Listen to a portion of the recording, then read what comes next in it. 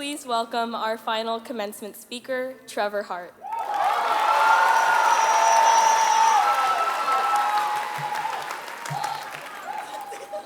Good evening. My name is Trevor Hart, and I'm a senior from the Acting Conservatory. And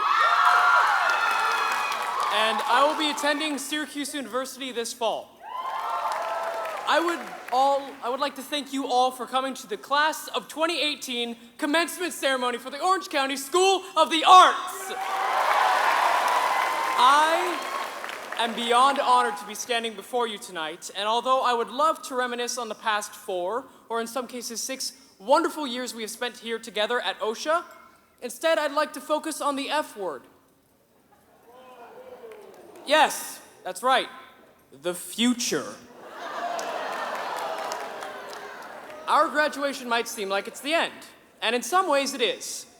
Senior year is a time full of lasts. Last classes, last football games without a, football team, and the last climb up the 7-story tower staircase. But tonight, we are attending our commencement ceremony. And thanks to the hours of SAT or SAT test prep we've put in, we know that the definition of commencement is a start or a beginning.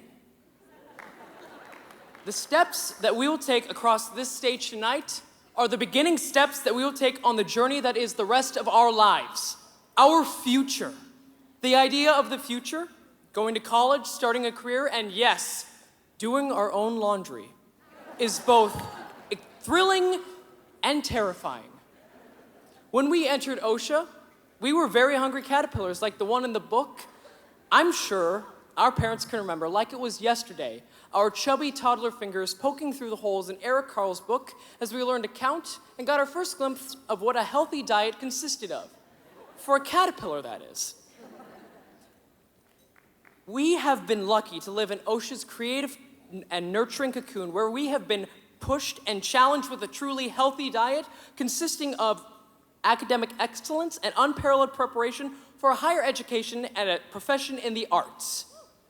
Some of you may have heard the story of the little boy who found a caterpillar and placed it into a jar with plants to eat and a stick to climb.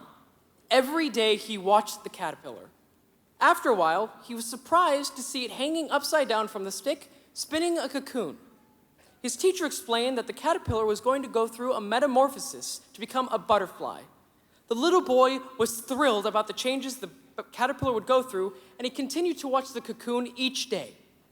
One day, the boy noticed that a small hole had appeared in the cocoon, and it looked like the butterfly was struggling to get out. The boy's excitement turned to worry, and he just knew he had to help the butterfly. He ran to get scissors, and then walked back because he had learned not to run with scissors. He snipped the cocoon to make the hole bigger, and the butterfly effortlessly emerged. The boy's joy suddenly turned to shock. He had expected the butterfly to fly free as soon as it emerged, but instead it had a swollen body, small shriveled wings, and it wasn't able to fly at all. The boy later learned that the butterfly was supposed to have struggled to get out of the cocoon. Doing so would have pushed the fluid out of its body and into its wings, and that struggle was what would have allowed the butterfly to actually fly. Our cocoon here at Ocsa has provided a warm environment that has been supportive, but has also allowed us to struggle. We have been pushed and inspired by teachers and faculty who have sparked our imaginations while allowing us to struggle to connect our hearts and minds. We have struggled to embrace the idea of being extraordinary with the reality that doing so might lead to failure. But through it all, we have been supported by our Ocsa family who have taught us that if we make it through that struggle, we can emerge and, as Henry David Thoreau said, go confidently in the direction of our dreams. As I end my speech this evening, I'd like to offer some words of wisdom that were shared with me and my fellow thespians by Soleil Pfeiffer and Ryan Vasquez, both performers in the first national tour of Hamilton. When an opportunity is presented to you that involves learning or could someday contribute to your future success, say yes. Remember that others around you are also struggling and be supportive. Prepare, prepare, prepare. You have to do the prep work. If you don't, you're wasting everyone's time, including your own. How you do anything is how you do everything.